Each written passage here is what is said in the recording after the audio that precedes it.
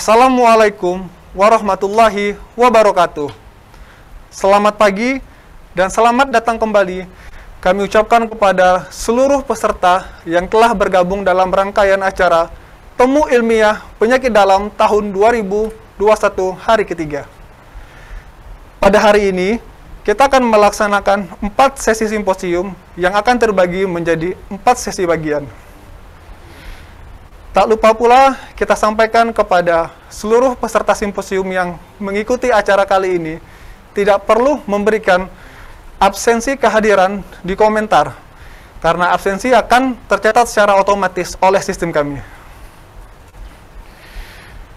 Para hadirin simposium yang terhormat, marilah kita buka simposium kelima hari ini yang akan dimoderatori oleh Dr. Imam Suprianto, spesialis penyakit dalam, konsultan gastroenterohepatologi, dengan menghadirkan 3 pembicara kita.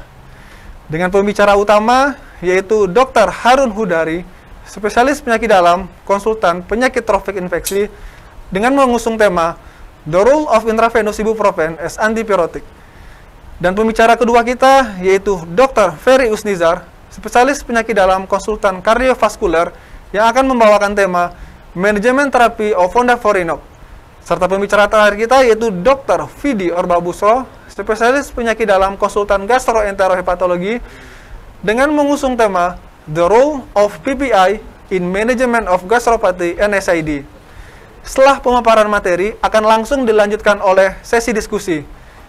Sebelumnya saya akan membacakan sekilas tentang resume kurikulum vitae moderator kita, yaitu Dr. Imam Suprianto, spesialis penyakit dalam, konsultan gastroenterohepatologi, lahir di Kebumen 10 Januari 1968. Jabatan sekarang yaitu staf divisi gastroenterohepatologi, Departemen Penyakit Dalam FK Unsri RSMH Palembang. Dengan riwayat pendidikan S1 Dokter Umum di FK Unsri tamatan 1994. Spesialis penyakit dalam FK Unsri tamatan 2003 dan konsultan gastroenterohepatologi FK Unsri tamatan 2014. Baiklah, untuk memadu acara simposium ini, kepada moderator kami persilahkan.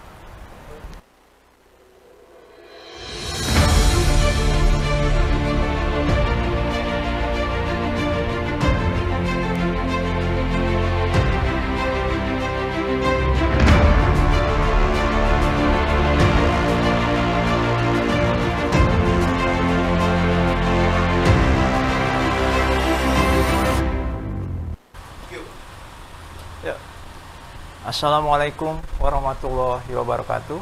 Selamat pagi para peserta Temu Ilmiah Penyakit Dalam FK Unsri tahun 2021. Pertama-tama marilah kita panjatkan puji syukur kehadirat Allah Subhanahu wa taala, karena pada kesempatan ini kita masih diberinya kesehatan dan kesempatan untuk dapat mengikuti acara Temu Ilmiah Penyakit Dalam pada tahun 2021. Pada kesempatan ini saya juga mengucapkan banyak terima kasih kepada panitia TIPD tahun ini yang sudah memberikan tugas kepada saya pada hari ini untuk memandu simposium di pagi ini. Pada kesempatan pagi ini kita memiliki 3 pembicara yang barangkali sudah tidak asing lagi bagi kita semua. Yaitu pertama adalah Dr. Harun Hudari, SPPD KPTI. Kedua adalah Dr. Ferry Usnizar, SPPD KV, dan ketiga ada Dr. Vidi Orbabusro, SPPD KGIH. Untuk mempersingkat waktu, kami mengundang pembicara pertama yaitu Dr. Harun Hudari, SPPD KPTI, yang akan menyampaikan topiknya simposium pada hari ini dengan judul The Role of Intravenous Ibuprofen as Antipyretic. Kepada Dr. Harun Hudari, kami persilahkan. Kita tahu bahwa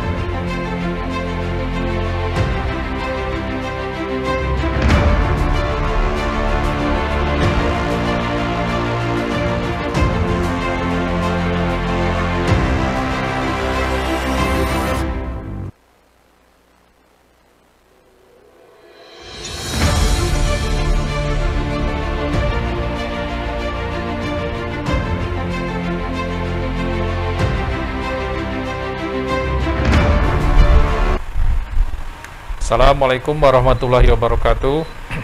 Para peserta simposium Temu Ilmiah Penyakit Dalam 2021 yang berbahagia pada hari ini.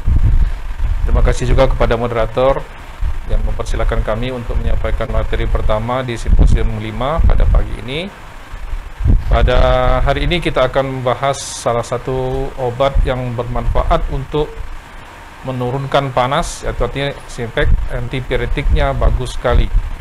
Nah, tentu saja kita akan melihat reasoningnya kenapa obat ini bisa digunakan sebagai obat untuk mencegah atau menurunkan panas pada pasien-pasien yang mengalami peningkatan suhunya. Kita lihat bahwa batasan demam itu adalah kenaikan suhu yang ditandai oleh kenaikan titik di atas regulasi panas hipotalamus sebagai pusat panas tubuh kita. Demam itu terjadi bisa saja karena infeksi maupun non-infeksi, artinya tidak selalu semua demam berarti berkaitan dengan infeksi. Batasan di berbagai tubuh kita juga berbeda. Kalau di aksila seperti ini 37,2, di mulut 37,8, di rektal 38, di membran telinga 38, dan suhu tubuh kita di atas 39 disebut sebagai suhu yang tinggi, dan hiperpireksi adalah apabila suhu kita di atas 41,1 derajat Celcius. Nah, penyebab demam ini memang selalu banyak sekali, dan infeksi adalah salah satu saja dari penyebab terjadinya demam. Bisa juga karena paparan panas berlebihan, penyakit-penyakit inflamasi lainnya, rheumatoid arthritis misalnya, penyakit kronis yang menimbulkan pembengkakan tubuh, adanya keracunan makanan, gangguan hormon, ya. Bahkan proses pertumbuhan gigi pada bayi dan anak kecil juga kadang-kadang menimbulkan demam pada usia-usia tertentu. Kita lihat sendiri pada patogenesis demam, adanya inflamasi, bisa karena infeksi, toksin, maupun apapun saja akan mengaktifasi makrofag, monosit, limfosit, dan sel endotel. Kemudian proses ini akan melepaskan pirogen endogen, interleukin 1, interleukin 6, TNF-alpha, dan interferon gamma. Selanjutnya akan masuk ke dalam sel endotel otak, terutama di hipotalamus anterior. Kemudian di sana akan terjadi pelepasan asam arachidonat yang menghasilkan prostaglandin E2 dan thromboxan A2. Dengan demikian akan terjadinya peningkatan pengaturan suhu tubuh, dan tubuh akan melakukan produksi demam, peningkatan suhu, dan menahan konservasi peningkatan panas tersebut. Dan inilah disebut sebagai demam. Nah, proses ini berlangsung di semua elemen, ya, baik karena infeksi maupun non-infeksi. Sabasan ini obat-obat yang sebagai antipiretik yang menurunkan suhu tubuh manusia ada 3. Yang paling banyak digunakan salah satunya adalah paracetamol, kemudian metampiron, dan ada ibuprofen. Obat-obat ini sekarang sudah memiliki sediaan oral dan intravena. Termasuk juga ibuprofen sekarang sudah memiliki sediaan intravena, dan ini memang termasuk obat yang baru, sediaan yang baru, walaupun obat oralnya sudah lama digunakan. Kita lihat bahwa paracetamol yang merupakan salah satu antipiretik yang paling banyak digunakan ternyata memiliki efek hepatotoksik karena adanya NAPQ1 di hati pada jalur metabolismenya. Kita lihat di sini akan terjadi konjugasi paracetamol dan jumlah yang meningkat, kemudian akan bertahan di dalam hepar, menimbulkan hepatotoksisitas. Maka di sini kita memerlukan obat lain yang memiliki alternatif untuk mencegah memberatnya gangguan di fungsi hati tersebut. Ini kita lihat bagaimana kita harus memblokir glutathione tersebut. Glutathione ini akan diblokir sehingga tidak terjadi gangguan fungsi hati. Kita bisa lihat nanti bagaimana peran ini bisa diambil oleh ibuprofen. Ya, kita lihat lagi. Kita butuhkan obat yang bisa menghambat terjadinya peningkatan glutathione sehingga hepatotoksisitas bisa dihambat. Inilah peran dari ibuprofen intravena tersebut. Nah, ibuprofen adalah golongan NSAID, turunan dari asam propionat, ya. Kecepatan waktu paru onsetnya 15-30 menit dengan waktu paru sampai 4 jam. Metabolismenya di sitokrom dan biasanya diekskresikan melalui ginjal. Mekanisme kerjanya adalah dengan menghambat COX-1 dan COX-2 di perifer sehingga terjadi inhibisi sinyal di prostaglandin terutama di hipotalamus nantinya sehingga efek peningkatan suhu bisa dihambat. Dan efek antipiretik yang sentral juga bisa dihambat ditingkatkan oleh kemampuan ibuprofen tersebut. Ibuprofen sebenarnya sudah digunakan berpuluh tahun sama seperti paracetamol, namun selama ini digunakan dalam bentuk oral. Tahun 2009 baru ditemukan ibuprofen dalam bentuk intravena. Nah, injeksi ini baru muncul tahun 2009 di Amerika, kemudian di Turki juga sudah ada, dan Indonesia sejak tahun 2019 sudah ada di Indonesia sediaan ibuprofen dalam bentuk intravena. Kita lihat secara farmakokinetik, dia memiliki kemampuan intravena sehingga bisa dihambat jadinya gangguan-gangguan yang terjadi kalau kita lakukan secara oral. Bagaimana lambatnya absorpsi di usus, bagaimana lambatnya penjabaran di dalam intravena kalau kita gunakan dalam bentuk intravena. Nah, kita lihat bagaimana ibuprofen berperan sebagai antipiretik. Pada gambar ini ada beberapa penelitian ya menggunakan 120 pasien diplasebokan dibandingkan antara dosis placebo yang 100 mg ibuprofen 200 dan 400. Ternyata kesimpulannya bahwa dosis ibuprofen 400 mg efektif mengembalikan suhu tubuh normal hanya dalam waktu 4 jam saja. Maka dosis idealnya adalah menggunakan ibuprofen intravena 400 mg. Ini hasil penelitiannya, maka kita bisa menggunakan dosis 400 mg dalam target 4 jam sudah suhu tubuhnya bisa diturunkan. Ini juga satu penelitian membandingkan antara ibuprofen dengan paracetamol. Paracetamol itu nama lain adalah acetaminophen. Nah, ini pada penelitian ini ditemukan bahwa ibuprofen ternyata menurunkan suhu lebih cepat dibandingkan menggunakan paracetamol. Kita lihat pada gambar ini. Nah, kemudian juga dibandingkan pada penyakit infeksi demam tifoid. Ternyata kecepatan penurunan suhu oleh ibuprofen lebih cepat dibandingkan menggunakan paracetamol. Nah, kita bicara bagaimana ibuprofen digunakan pada penyakit COVID-19 yang sekarang masih terjadi di seluruh dunia sebagai suatu pandemi. Kita lihat bahwa pada pasien COVID-19, gejala terbanyak adalah demam sebanyak 87,9%, baru disertai gejala lainnya seperti nyeri kepala, nyeri otot, anosmia, hipogesia, nyeri tenggorokan, dan sebagainya. Maka demam adalah salah satu target pengobatan utama daripada pasien-pasien COVID-19 yang sudah muncul gejalanya. Kita lihat bagaimana virus COVID-19 ini yang disebut sebagai SARS-CoV-2 memiliki kemampuan inflamasi karena kemampuan infeksinya menimbulkan respon tubuh kita yaitu mengeluarkan sitokin proinflamasi. Ini dikeluarkan oleh makrofag dan sel-sel tubuh kita yang lainnya. Kemudian ditambah lagi mengeluarkan sitokin interleukin 18. Nah, sitokin proinflamasi yang 4 inilah yang bereaksi menimbulkan reaksi tubuh kita sehingga terbentuklah atau timbullah gejala demam. Kemudian ada lagi TNF-alpha dan interleukin 18 ini ternyata bisa menimbulkan gangguan juga di hepar. Jadi antara TNF-alpha dan interleukin 18 kalau jumlahnya banyak karena sebagai respon inflamasi akan merusak fungsi hati sehingga terjadi liver damage.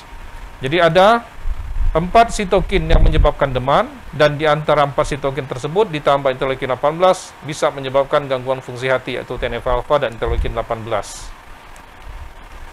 Nah, ini ada juga penelitian yang membuktikan bahwa memang sepertiga pasien COVID mengalami gangguan fungsi hati. Ya, dari 417 pasien ada 21,5% mengalami gangguan fungsi hati. Pada protokol COVID-19 yang terbaru, kalau pasien tanpa gejala cukup berikan vitamin saja dan ditambah obat komorbidnya. Pada gejala ringan cukup diberikan vitamin C dan vitamin D ditambah azitromisin, dan kalau ada demam ditambah paracetamol. Begitupun juga kalau sudah masuk gejala sedang dan gejala berat. Antipiretik tetap digunakan karena memang gejala terbanyak adalah peningkatan suhu tubuh dalam bentuk demam itu. Maka kalau pasien-pasien dengan mengalami gangguan fungsi hati, maka kita harus perhatikan bagaimana penggunaan paracetamol ini agar tidak terjadi gangguan fungsi hati yang lebih berat lagi. Ini ada bagaimana azitromisin dan paracetamol, sebagaimana di slide yang tadi kita lihat bahwa azitromisin dan paracetamol ternyata memiliki efek gangguan fungsi hati dua-duanya. Ini penelitian-penelitian membuktikan bagaimana azitromisin menimbulkan gangguan fungsi hati. Ini terjadi penelitiannya sebelum terjadinya COVID-19. Ini juga ada penelitian levofloxacin yang salah satu obat pengganti kalau kita mengganti azitromisin tersebut juga bisa menimbulkan efek gangguan fungsi hati. Begitu juga paracetamol ya, yang sudah dibahas di awal tadi bagaimana dia memiliki efek samping terjadinya gangguan fungsi hati baik pada pasien normal maupun pada pasien COVID-19. Oleh karena itu, terutama apabila pasien COVID-19 mengalami gangguan fungsi hati, kita bisa menggantinya dengan obat ibuprofen intravena. Karena pada pasien-pasien dengan COVID-19, terjadinya penurunan kadar glutathione sehingga gangguan risiko hepatotoksik akan semakin banyak terjadi. Ya, ini lihat bagaimana NSAID pada awal ini ternyata memang memiliki kemampuan aman bagi tubuh manusia. Jadi, fungsi-fungsi yang dihambat oleh ibuprofen ini bisa menurunkan panas dan mengamankan fungsi hati sehingga tidak terjadi gangguan fungsi hati yang seperti terjadi pada penggunaan paracetamol. Kita lihat juga, jadi ibuprofen ini bisa disimpulkan aman pada pasien COVID-19 dan memiliki safety pada pasien-pasien tersebut. Sedangkan toleransi di gastrointestinal dan di ginjal, kemampuannya sama dan keamanannya sama setara dengan paracetamol. Jadi tidak ada efek samping yang berbeda antara paracetamol dan ibuprofen. Sedangkan ibuprofen lebih aman pada pasien-pasien dengan gangguan fungsi hati dan efek perdarahannya juga hampir sama. Jadi artinya tidak ada gangguan lebih berat pada penggunaan ibuprofen dibandingkan paracetamol. Bahkan ibuprofen memiliki komplikasi saluran cerna yang paling rendah dibandingkan antialgetik lainnya, misalnya ketorolac dan diclofenac secara intravena. Artinya lebih aman dibandingkan efek-efek dari penggunaan algetik lainnya. Ya, ini juga gambar penelitian bagaimana fungsi ginjal juga diamankan oleh penggunaan ibuprofen tersebut. Jadi banyak sekali penelitian-penelitian yang sudah membuktikan keamanan ibuprofen dibandingkan kalau kita menggunakan ketorolac atau menggunakan analgetik lainnya. Ini penelitian menggunakan ketorolac dibandingkan dan ibuprofen. Ya, kemampuan agregasi ibuprofen lebih singkat dibandingkan menggunakan ketorolac, dan efek perdarahannya juga lebih rendah. Jadi artinya kita simpulkan bahwa ibuprofen dapat menjadi pilihan antipiretik intravena dengan dosis 400 mg dapat menurunkan atau mengembalikan suhu dalam 4 jam pertama. Efeknya lebih cepat dibanding paracetamol, efek hepatotoksiknya lebih minimal dibanding paracetamol, bahkan memiliki kemampuan analgesik lebih bagus dibanding analgesik ketorolac lainnya. Jadi artinya pasien ini aman digunakan, obat ini aman digunakan pada pasien-pasien COVID-19. Demikian paparan dari kami, semoga bermanfaat untuk kita semua. Wassalamualaikum warahmatullahi wabarakatuh. Kami kembalikan kepada moderator.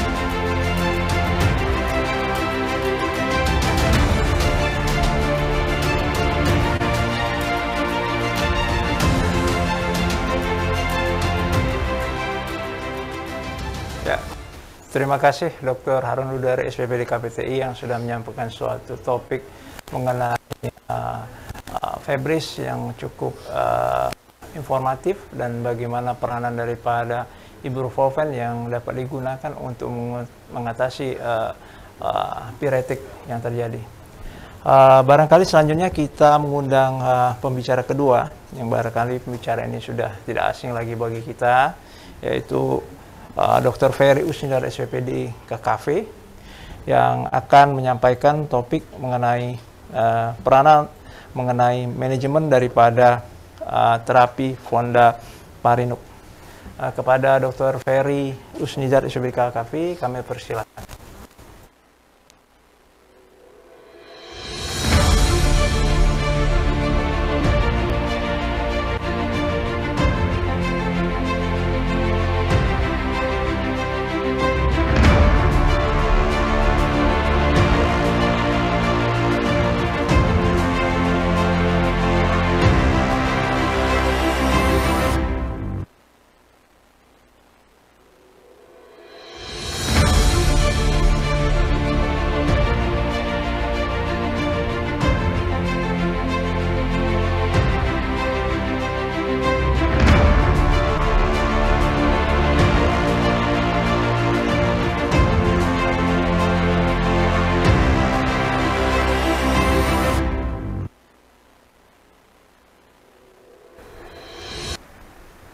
Assalamualaikum warahmatullahi wabarakatuh. Selamat pagi. Terima kasih pada Dr. Imam selaku moderator pada pagi hari ini. Terima kasih pada panitia TIPD 2021 yang begitu prima dalam menyiapkan acara pada pagi hari ini. Terima kasih juga pada para sponsorship yang telah bersedia membantu dan berkolaborasi bersama tim penyakit dalam SMH. Terima kasih pada para sejawat, para peserta TIPD 2021, yang mana sebentar lagi izinkan saya untuk bersama-sama sharing mengenai Ponda Parunik ini, ya. Jadi pada pagi hari ini saya akan sharing mengenai Ponda Parunik for trombopilaktik. Kita tahu bahwa suatu proses hemostasis itu adalah suatu keadaan untuk mempertahankan keenceran darah sehingga darah mengalir dalam pembuluh darah dan membentuk kerusakan dinding pembuluh darah. Dan sistem yang terlibat di sini adalah suatu sistem trombosit, sistem koagulasi, sistem fibrinotis, dan juga sistem vaskuler. Ini adalah suatu proses hemostasis. Kita tahu di sini, ya, ada keterlibatan platelet di sini dan juga endingnya adalah suatu proses fibrin filamen yang akan menutupi luka pada pembuluh darah.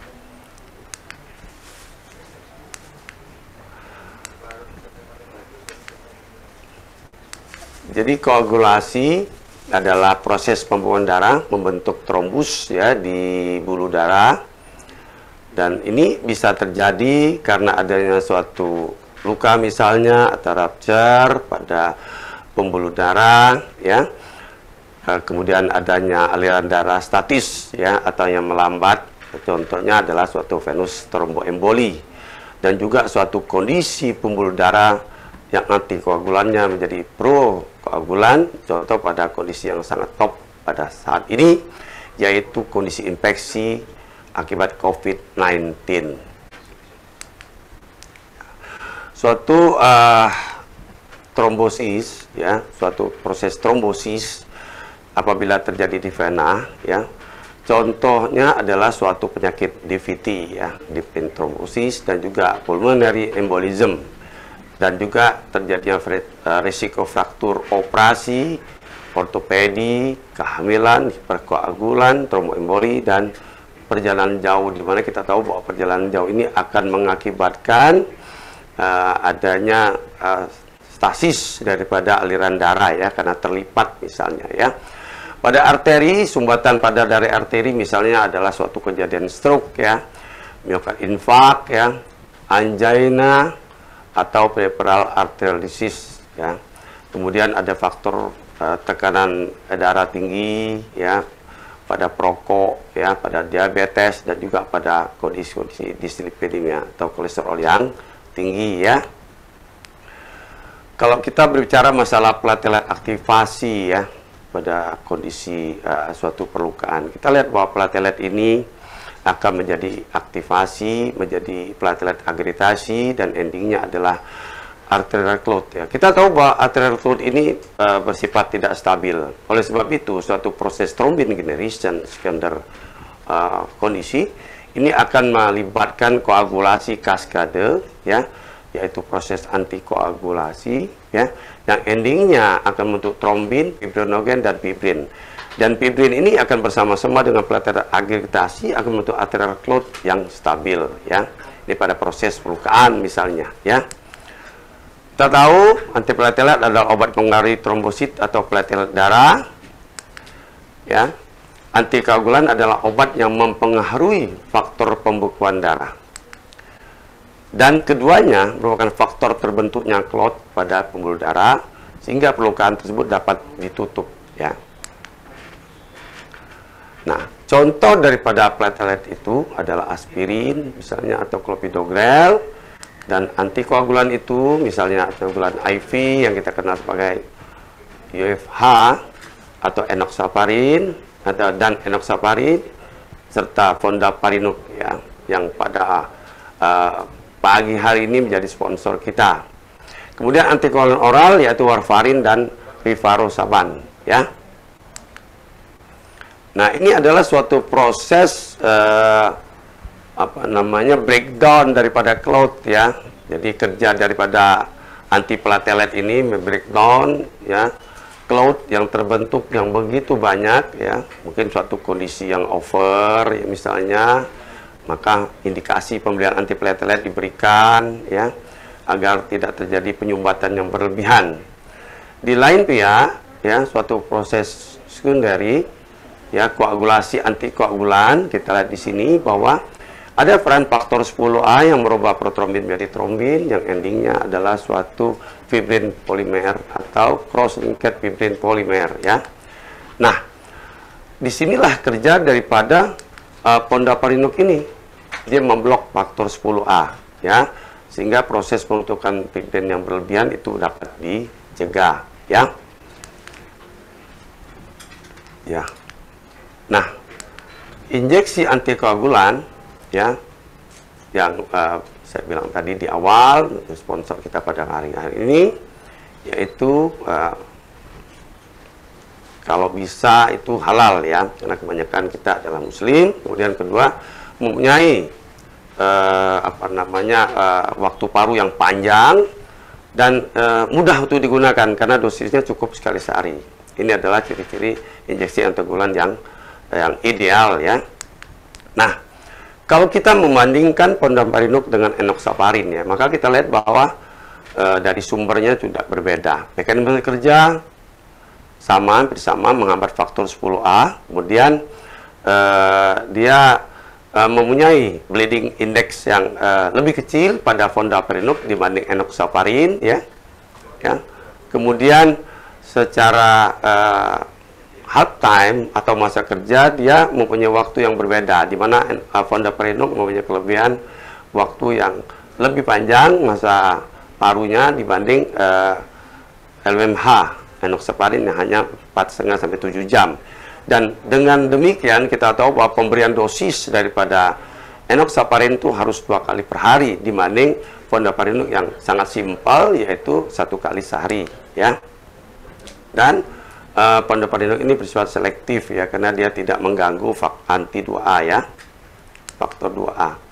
Nah, indikasi fondaparinux pada beberapa kasus itu misalnya adalah tromboemboli vena ya, akibat gangguan trias Virchow, akut coronary syndrome yang disebabkan oleh oklusi parsial atau emboli distal arteri koroner tanpa elevasi segmen ST pada gambaran EKG misalnya. Kemudian juga adanya infeksi sepsis pada COVID-19 yang sangat terkenal, di mana kita tahu bahwa akan terjadi suatu kondisi perkoagulasi ya, di mana virus COVID-19 ini akan merubah sifat antikoagulan menjadi prokoagulan ya. Ini adalah suatu systematic review meta-analisis ya, yang dilaporkan yang membandingkan antara enoxaparin dan juga fondaparinux pada kondisi-kondisi akut coronary syndrome. Penelitian ini menyampaikan bahwa pasien-pasien yang diterapi atau pada pasien-pasien akut coronary syndrome, fondaparinux ini lebih dipilih untuk digunakan dibanding dengan enoxaparin ya, mengingat daripada efek perdarahan yang ada ya. Dan dengan alasan yang sama itu, maka fondaparinux juga dapat diindikasikan atau dapat digunakan untuk pasien-pasien dengan non-STEMI ya. Artinya selain akut coronary syndrome, pasien non-STEMI juga dapat digunakan ya. Kemudian ini suatu laporan juga fondaparinux versus enoxaparin, di mana kita lihat bahwa efek daripada fondaparinux ini itu lebih superior dibandingkan enoxaparin pada kondisi akut coronary syndrome dari sisi efek perdarahannya dan juga angka kejadian iskemik ya, karena mempunyai efek perdarahan fondaparinux ini mempunyai efek perdarahan yang lebih sedikit dibanding enoxaparin yang lebih tinggi ya. Fondaparinux ini mempunyai kemampuan yang sama dengan enoxaparin dalam hal menurunkan risiko iskemik, ya, tetapi mempunyai kemampuan mereduce perdarahan, artinya perdarahannya lebih sedikit, ya, dan juga angka kematian yang lebih rendah serta angka kesakitan yang lebih rendah dibanding enoxaparin, ya. Jadi dikatakan di sini bahwa efek perdarahannya lebih minimal dan juga angka kejadian iskemiknya mempunyai efek yang sama, ya. Ini laporan daripada jurnal. Kemudian pada COVID-19 bagaimana? Ya, kita tahu bahwa pada infeksi virus bakteri ini akan terjadi peningkatan nitric oxide, ya. Oleh sebab itu, pada tingkat pembuluh darah, endotel pembuluh darah, ya, endotel tadi yang bersifat anti trombolitik akan berubah jadi protrombolitik. Artinya kondisi ini akan lebih menyebabkan kejadian trombus, ya, pada endotel pembuluh darah akibat terinfeksi COVID-19. Sementara pada proses pembekuan akan terjadi koagulasi atau pembuluh darah yang dimulai dari faktor eksternal atau tissue faktor. Jadi ini adalah suatu kondisi-kondisi dimulai dari infeksi endotel sampai kejadian pembekuan darah, ya. Nah, hanya saja dikatakan di sini Fondaparinux bisa diberikan pada pasien COVID-19, tetapi restriktif pada pasien dengan gangguan ginjal di mana GFR-nya di bawah 30. Kita harus ini tidak dapat digunakan Fondaparinux, ya. Karena apa? Karena dia bersifat mengganggu, ya, fungsi ginjal, ya. Nah, dia panjang kerjanya, ya. Kemudian ini adalah laporan daripada American College of Chest Physicians, di mana mereka mengatakan bahwa pada kondisi COVID-19 yang bersifat akut, ya, dengan suatu akut, ya, maka pemberian antikoagulan trombopilaksis, ya, yang menggunakan LMH atau Fondaparinux itu, ya, itu lebih disarankan dibanding penggunaan OFH, ya. Dan mereka mengatakan bahwa penggunaan antikoagulan trombopilaksis dengan LMH Fondaparinux atau OFH itu lebih disarankan dibanding menggunakan direct oral antikoagulan. Ya, jadi artinya kalau pilihannya itu yang pertama itu adalah LMH Fondaparinux, yang kemudian OFH, dan yang terakhir adalah DOAC. Kalau bisa jangan diberikan antikoagulan oral, ya, pada kondisi akut ini. Lebih baik kita menggunakan LMH atau Fondaparinux, ya. Sementara pada kasus-kasus dengan critical ill, pada kondisi berat COVID-19, ya, maka pemberian parenteral itu lebih disarankan dibandingkan pemberian oral. Dan pada kondisi dengan critical ill COVID-19 disertai proximal DVT atau pulmonary embolism, ya, yang menggunakan antikoagulan, bahwa itu lebih disarankan menggunakan LH atau Fondaparinux dibanding dengan penggunaan OFH. Jadi pada kondisi ini kita lebih memilih Fondaparinux, ya, daripada OFH, ya. Nah, ini suatu laporan juga bahwa secara signifikan, ya, pasien-pasien yang di pasien COVID-19 yang menggunakan enoxaparin atau Fondaparinux ini mempunyai kemampuan yang sama, ya. Jadi artinya pada Fondaparinux ini bisa digunakan pada kasus COVID-19, ya. Dan kita melihat bahwa pada multicenter Railroad experience ini kita lihat bahwa efektivitas Fondaparinux dan enoxaparin tidak ada perbedaan yang bermakna, artinya sama, pilihannya sama, ya. Nah, ini adalah suatu panduan diagnosis dan tata laksana penyakit kardiovaskuler, ya. Jadi artinya Fondaparinux ini tidak ada interaksi dengan obat COVID yang lain, artinya Fondaparinux dapat dipakai, ya. dari konsensus penata laksanaan tromboemboli vena pada pasien kritis ya. Kita tahu bahwa tromboemboli vena itu ada dua, yaitu trombosit vena dalam atau emboli paru ya. Dan penyebabnya atau patologi pada pasien kritis ini bisa oleh karena pemakaian ventilator mekanik ya, pemakaian sedasi vasopresor, pemakaian CPC, dan juga karena imobilitas ya, pasiennya selalu di tempat tidur ya, jarang melakukan aktivitas atau mobilisasinya belum dilakukan ya. Ini kembali kepada konsensus penataan tromboemboli vena, diagnosa dibuat melalui USG, CT scan dan EKG, dan penjagaan TV dan profilasis TV ya. Angka kejadian TV itu mencapai 44% apabila dilakukan trombopilaksis dan akan meningkat menjadi 81 apabila tidak dilakukan trombopilaksis ya. Artinya kita better menggunakan trombopilaksis ya pada kasus TIV. Dan 12% dari kasus yang telah terbukti sebagai TIV berkembang menjadi IV walaupun sudah mendapat trombopilaksis. Dan angka kematian IV yang tidak diobati sekitar 30% bila tidak diberikan antikoagulan yang adekuat ya.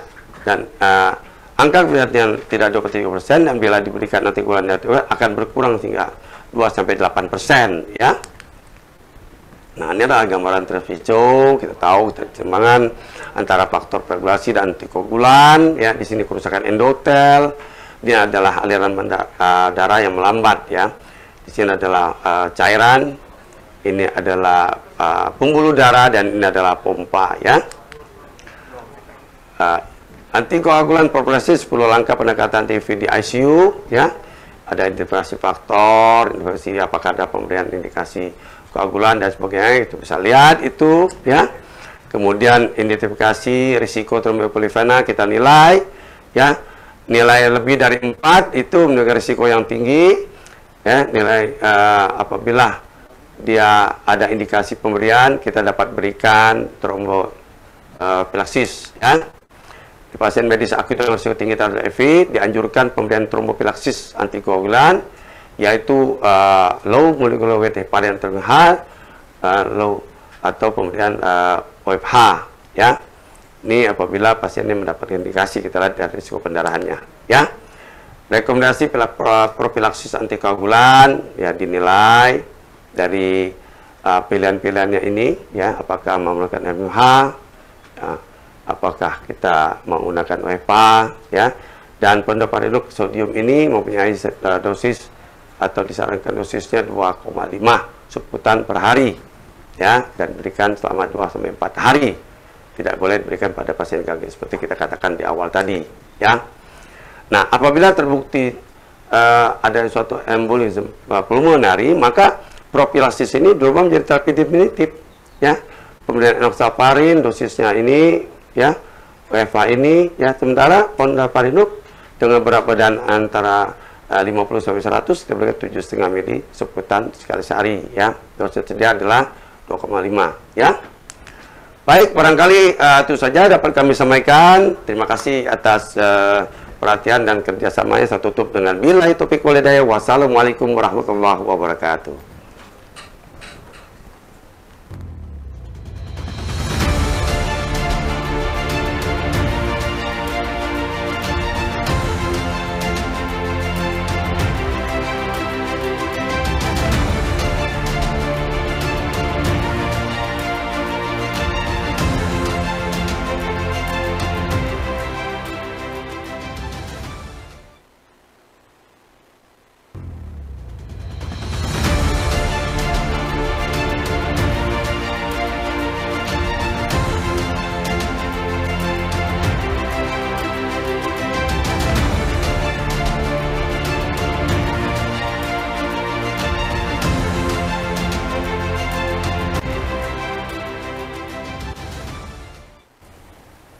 Terima kasih kepada Dr. Ferry yang sudah dapat menyampaikan suatu topik yang cukup komprehensif mengenai peranan antikoagulan intravena fondaparinux dalam penanganan beberapa kondisi perkoagulasi yang sering kita jumpai.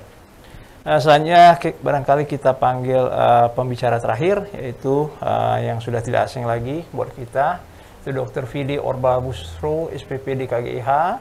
Pada kesempatan ini Dr. Fidi akan menyampaikan suatu topik dengan judul Peranan PPI dalam Penanganan Gastropati NSAID. Kepada Dr. Vidi, kami persilakan.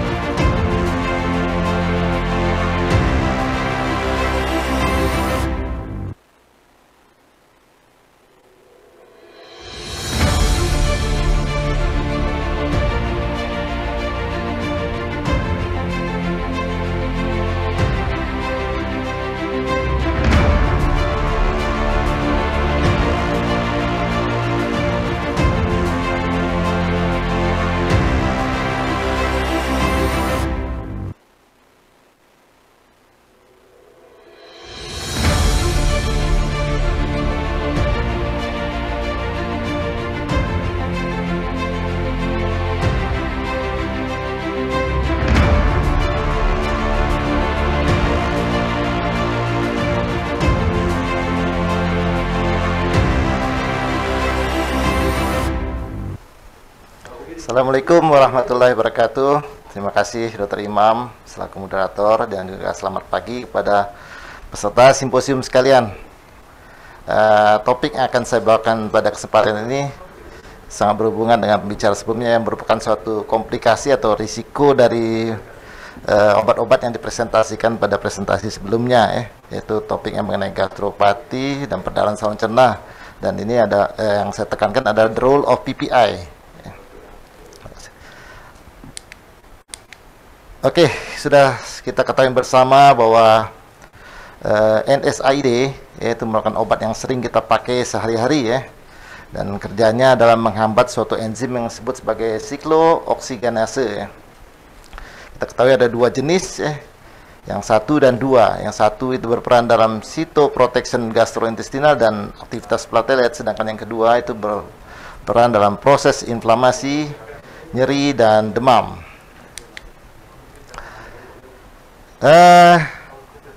Dari beberapa penelitian didapatkan bahwa ada korelasi langsung antara terjadinya kerusakan gastrointestinal pada pemakaian NSAID terhadap kadar pH.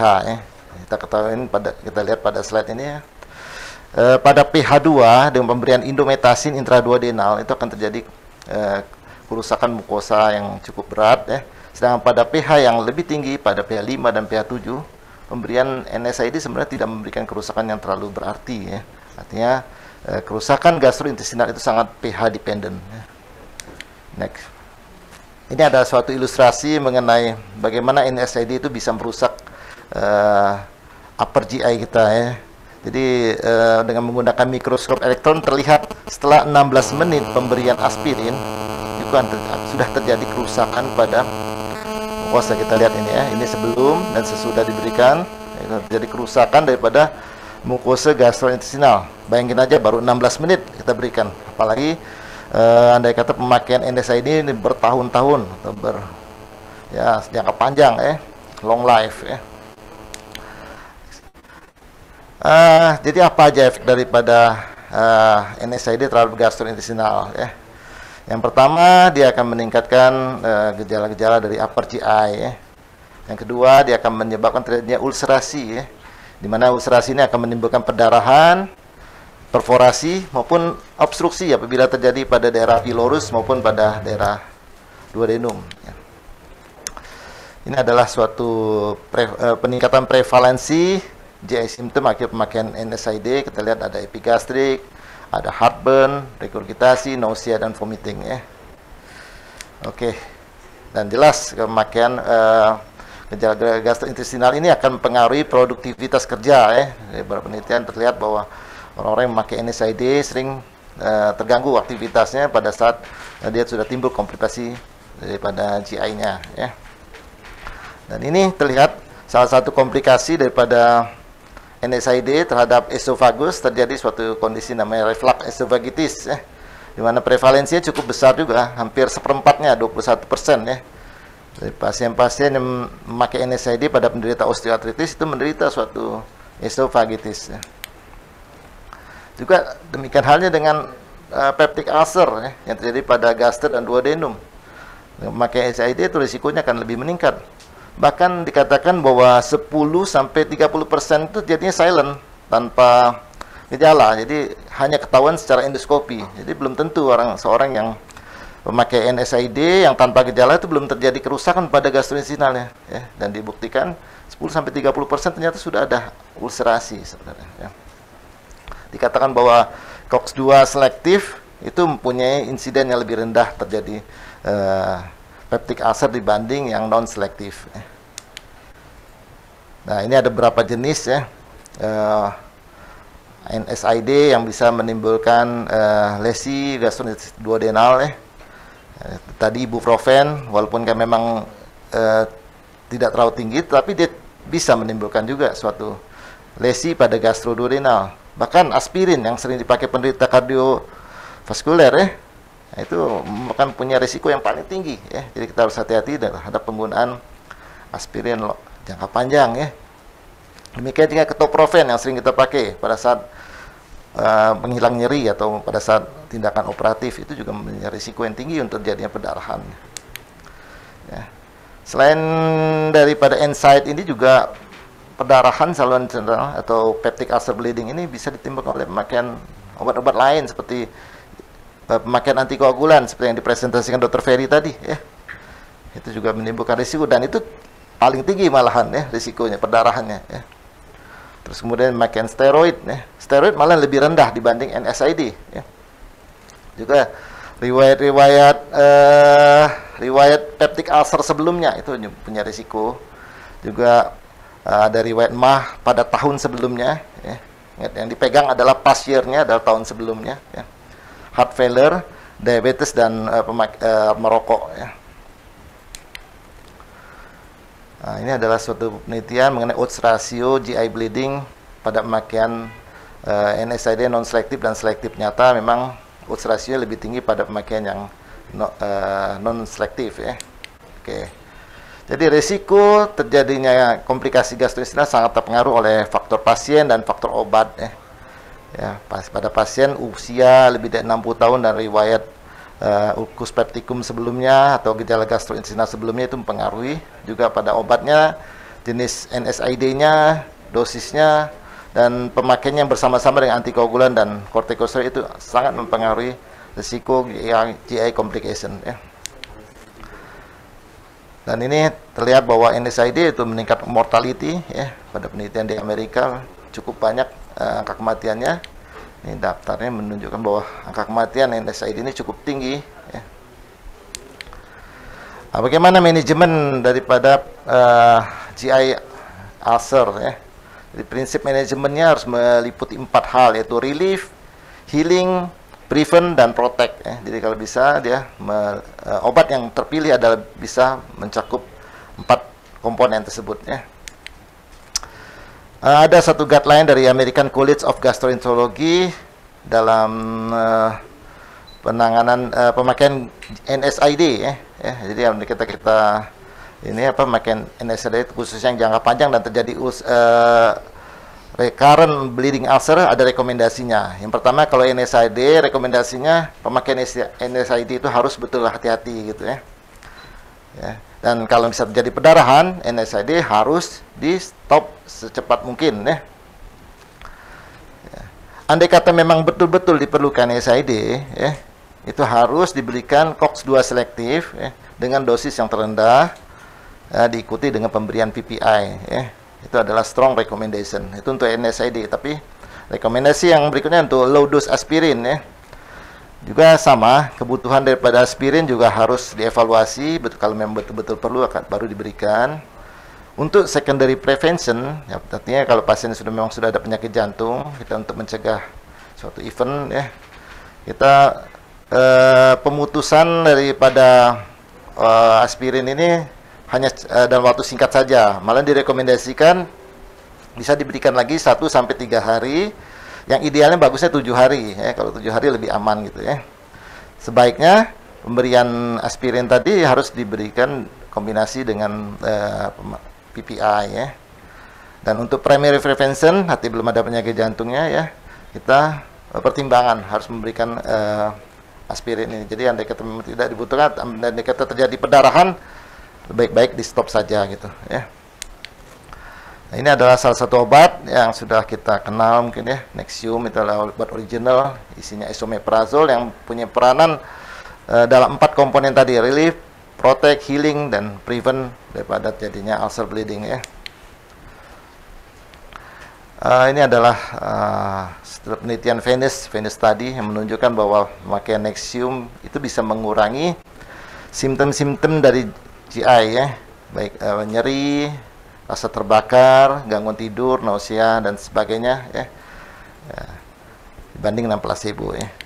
Ya, ini juga ya penelitian tadi, dan dia bisa pemberian Nexium bisa mengurangi risiko perdarahan, protect daripada gastric ulcer dan duodenal ulcer selama 6 bulan ya pada semua pasien ya. Juga esomeprazole mempunyai kerja yang cukup cepat dan efektif dalam menyembuhkan gastric ulcer ya. Biasa kita perlu waktu minimal 8 minggu bisa untuk penyembuhan suatu gastric atau duodenal ulcer ini ya. Oke. Juga dia bisa membantu mencegah ya. Ini kelihatan pasien-pasien pakai NSAID dengan placebo dibanding yang NSAID dengan Nexium, itu akan terlihat resikonya, persentase recurrent bleedingnya akan jauh berkurang ya. Ini penelitian gabungan beberapa penelitian dari pool studi data, studi Venus dan studi Pluto itu menunjukkan bahwa memang pemakaian PPI yang mendampingi pemakaian NSAID itu bisa bersifat proteksi ya. Jadi proteksi terhadap terjadinya suatu efek gastrointestinal bleeding ya. Juga sama sebenarnya ya. Jadi kemampuan relief daripada esomeprazole itu juga cukup tinggi dan dibuktikan dalam penelitian NASA 1 dan Space 1 ya. Oke. Nah, ini juga sama sebenarnya, dia juga bisa menyebabkan resolusi daripada regurgitasi dan heartburn ya pada pasien-pasien yang konsumsi daripada NSAID dan COX selektif ya. Dan sebagai kesimpulan ya, NSAID sangat berhubungan sekali dengan komplikasi GI ya. Dan efeknya bisa berupa keluhan-keluhan GI simptom dan terjadinya ulcerasi peptik yang bisa menyebabkan terjadinya perdarahan, perforasi, dan terjadinya obstruksi ya. Dan ini akan meningkatkan terjadinya mobilitas dan mortalitas ya. Dan esomeprazole itu bisa memprotek terjadinya ulkus dalam 6 bulan pada pasien yang menderita gastric ulcer dan duodenal ulcer, dan dia membantu proses penyembuhan yang lebih cepat ya dan efektif dibanding golongan obat yang lain ya. Mungkin itu saja yang bisa saya presentasikan. Terima kasih. Wassalamualaikum warahmatullahi wabarakatuh.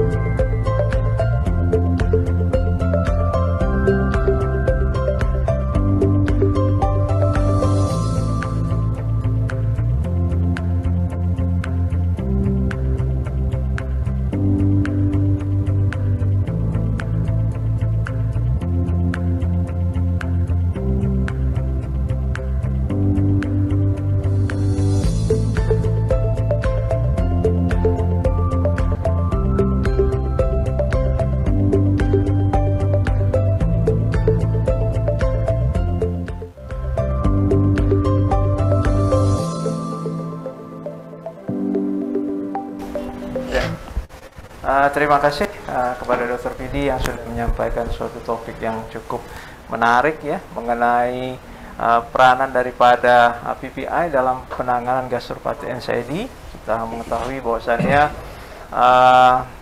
PPI mempunyai banyak peranan dalam mengatasi beberapa penyakit yang berhubungan dengan asam lambung ya. Selanjutnya kita masukin sesi berikutnya, itu sesi diskusi. Di tengah-tengah kita sudah hadir para pakar pembicara yang tidak asing lagi bagi kita. Ada Dr. Harun Hudari SPPDK PTI, Dr.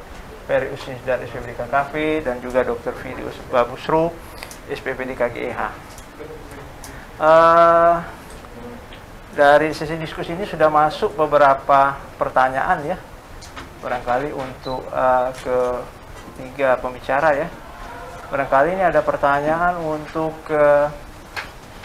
Dr. Harun pertama ya. Pertanyaannya, selama hampir 2 tahun merawat pasien COVID, di mana sering kita menggunakan azitromisin dan paracetamol ya, paracetamol untuk pengobatan antipiretik ya. Seberapa sering menurut Dr. Harun, dari pengalaman-pengalaman Dr. Harun sendiri, untuk menemukan efek samping hepatotoksik daripada paracetamol seperti apa yang ditemukan pada presentasi Dr. Harun tadi? Mengingat dalam rekomendasi teransal penyakit rematik, banyak yang menyarankan menggunakan paracetamol dan acetaminophen. Ini ada pertanyaan dari Dr. Surya Dharma, Dr. Harun. Baik, terima kasih, kami jawab. Seperti di slide yang saya tayangkan tadi, ada beberapa data memperlihatkan bahwa sekitar 20 hingga 25% pasien COVID-19 itu mengalami liver injury. Itu sebelum menggunakan obat. Jadi artinya kondisinya sebelum diketahui obat saja sudah mengalami gangguan hepar, fungsi hepar sudah sekitar 20 hingga 25%. Efek dari inflamasi sistemik yang sampai ke dalam hepar tadi tersebut. Nah, kita bisa bayangkan bagaimana lagi nanti kalau sudah masuk penggunaan paracetamol di dalam tata laksana pasien COVID-19 ini. Maka tadi data-data memperlihatkan sampai naik hingga 27 hingga 31% penggunaan paracetamol yang menimbulkan gangguan fungsi hati bersamaan dengan gangguan fungsi hati yang memang disebabkan langsung oleh penyakit COVID-19 tersebut. Demikian juga data-data penggunaan azitromisin. Sebelum fase pandemi COVID juga sudah ada bagaimana azitromisin tersebut mengganggu fungsi hati, bagaimana nanti sesudah penggunaannya sebagai obat tata laksana untuk pasien COVID-19. Ya, artinya memang kita harus waspada dengan bagaimana fungsi hati tersebut sebelum kita memberikan tata laksana obat-obat antipiretik pada pasien COVID-19. Oleh karena itu, selain menggunakan data teknis, kita harus segera menggunakan data laboratorium secepatnya sebelum penggunaan tata laksana antipiretik itu maupun sesudah tata laksana pada hari ketiga sampai hari kelima. Jadi yang bisa saya sampaikan, nanti demikian juga pun berkaitan dengan penggunaan paracetamol dibandingkan dengan ibuprofen pada pasien-pasien inflamasi seperti rheumatoid arthritis atau osteoartritis. Tetap saja kami sarankan untuk melihat bagaimana kondisi fungsi hati pada pasien-pasien tersebut, dan kalau sudah ada kondisi penurunan fungsi hati, segeralah gunakan ibuprofen yang memiliki kemampuan lebih baik daripada paracetamol untuk fungsi mengurangi efek minimal dari fungsi hati tersebut. Terima kasih. Jadi barangkali Dr. Harun, sebelum kita memutuskan untuk menggunakan obat apa untuk menggunakan antipiretik, apakah paracetamol, apakah ibuprofen, kita harus menilai dulu barangkali pre-treatment bagaimana fungsi hatinya ya, Dr. Harun. Kalau memang idealnya seperti itu, artinya di jam-jam pertama segeralah ambil darah, selain kita periksa yang lainnya, kita juga ambil periksa untuk SGT-SCPT-nya. Kalau memang memungkinkan sebelum berikan antipiretik. Kalaupun tidak, kalau kita sudah punya sediaan ibuprofen, lebih baik kita gunakan itu langsung dulu. Karena efek yang baik daripada penggunaan ibuprofen ini. Terima kasih Dr. Harun atas penjelasannya. Selanjutnya ada pertanyaan berikutnya, ini ditujukan kepada Dr. Ferry Usnizar. Pertanyaannya, pada dosis terapi fondaparinux digunakan 5 mg sampai 10 mg. Untuk sediaan apakah ada yang sekali suntik ini? Barangkali peserta lebih minta penjelasan lebih dari Dr. Ferry. Dan untuk kasus NSTEMI, apakah dosis yang tetap atau sesuai berat badan juga? Untuk keberhasilan pengobatan juga kapan dan apa yang perlu dievaluasi selama penggunaan obat-obat anti keobulan intravena ini, Dr. Ferry? Ya, baik. Baik, terima kasih Dr. Imam. Ya, jadi memang pada kondisi ini sediaannya ya, masalah sediaannya ini kan ada yang 2,5 mili ya, untuk sediaan ada yang sekali suntik. Ini kan sediaannya 2,5 mili ya, sediaannya ada. Kemudian dengan dosis sekali sehari ya. Apakah untuk kasus non STEMI dosis tetap digunakan atau sesuatu berat? Tetap dosis digunakan seperti biasa. Hanya pada kasus-kasus yang tadi yang terakhir di slide saya disampaikan, yaitu kita pada kondisi pulmonary embolism ya. Nah itu Dr. Imam yang mungkin kita menyesuaikan dengan berat badan ya. Jadi Pondaparinux ini mungkin untuk para sejawat sekalian ketahui, ini kita kenal dengan merek Pasola ya, dengan dosis sekali suntik ya, yang merupakan salah satu obat yang dapat diberikan baik pada akut coronary syndrome, non STEMI maupun pada COVID-19 pada kondisi prakoagulasi. Barangkali demikian Dr. Imam. Jadi barangkali untuk penggunaan dosis penggunaan antikoagulan Pondaparinux ini itu apakah sama untuk setiap kondisi atau berbeda antara misalnya akut coronary syndrome dengan DVT, dengan emboli paru, atau dengan kondisi-kondisi perkoagulasi yang terjadi pada COVID-19, apakah dosisnya sama atau berbeda? Ya.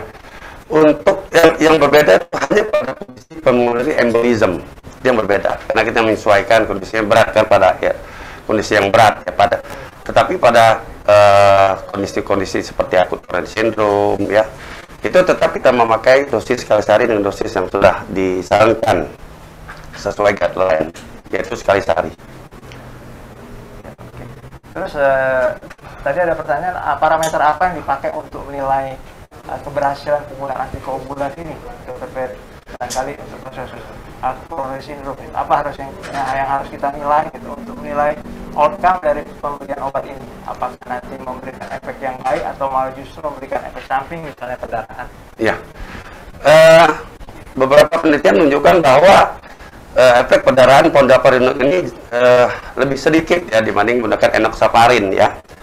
Itu yang pertama. Yang kedua, kalau kita harus menilai keberhasilan daripada suatu terapi antikoagulan ini, artinya begini.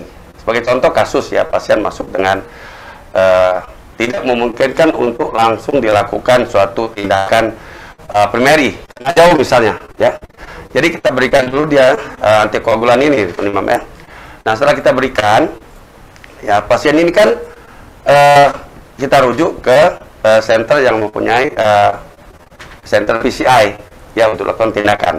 Nah maka pemberian obat-obat Pondaparinux ini ya, artinya kita lihat, kita nilai lagi keberhasilannya dengan melihat pertama tentunya gejala klinis ya.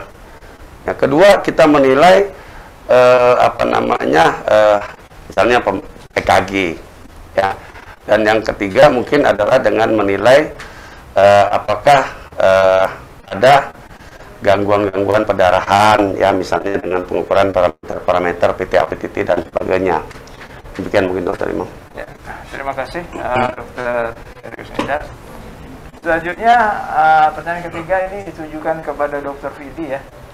Ini ada satu pertanyaan, jika ada suatu pasien yang menderita suatu gastric ulcer gitu ya, sedangkan pasien tidak memungkinkan untuk dirujuk ke fasilitas yang lebih tinggi gitu ya, berapa lama maksimal kita memberikan PPI, atau atas indikasi apa pengobatan PPI ini dianggap gagal ya, atau tidak efektif untuk diberikan? Nah, pertanyaan itu Dr. Vidi. Nah, terima kasih Dr. Imam. Jadi memang masalah gastric ulcer ini memang sering ditemukan dalam sehari-hari ya. Nah, jadi masalahnya sekarang gastric ulcer ini kita harus evaluasi ini suatu kondisi akut yang mana jadi perdarahan lagi ongoing atau kondisi udah kronik gitu. Itu yang paling penting ya. Karena beda manajemennya ya. Kalau akut kita harus bagaimana cara untuk menghentikan perdarahan tersebut ya. Dengan cara intinya adalah bagaimana meningkatkan pH daripada saluran cerna itu secepat mungkin ya. Dengan memberikan terapi high dose PPI ya, mungkin kita memberikan pengobatan PPI secara bolus dan di intravena ya dengan continuous ya. Itu dengan namanya teorinya high dose PPI. Tapi apabila masalahnya ulcer yang kronik ya, mungkin sifatnya sekarang bagaimana supaya ulcer itu menjadi healing ya. Biasanya pasien-pasien ulcer kronik dengan simptom gastrointestinal biasanya ya. Bisa anemia, bisa gastric dan sebagainya. Jadi manajemennya sangat tergantung pada kasus yang kita temukan. PPI the number one sampai sekarang untuk manajemen gastric ulcer ya.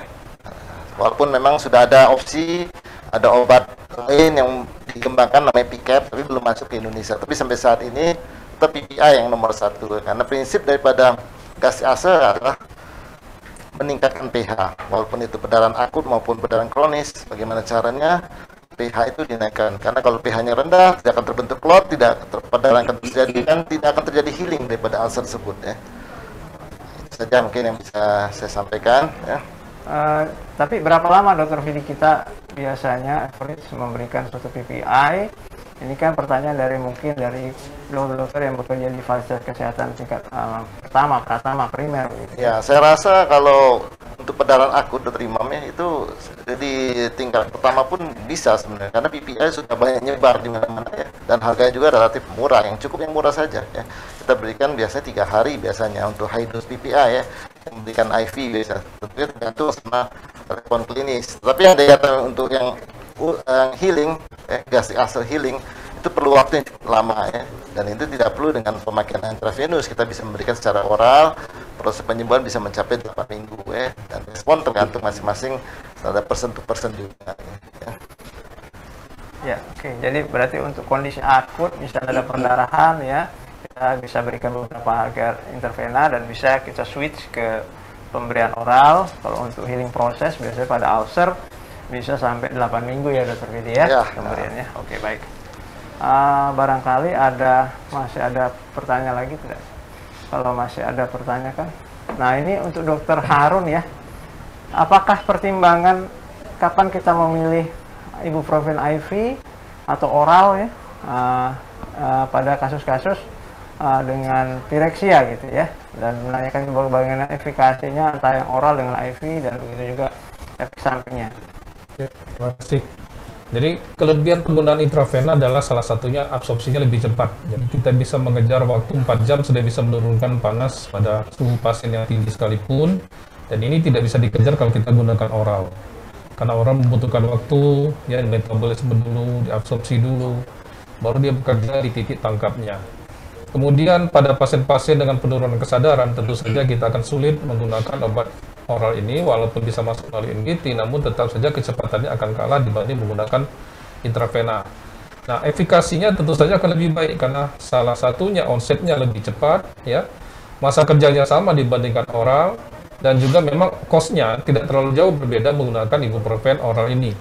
Jadi memang sangat kita sarankan menggunakan intravena ibuprofen ini pada kasus-kasus tertentu ya, terutama pasien-pasien yang dirawat di rumah sakit.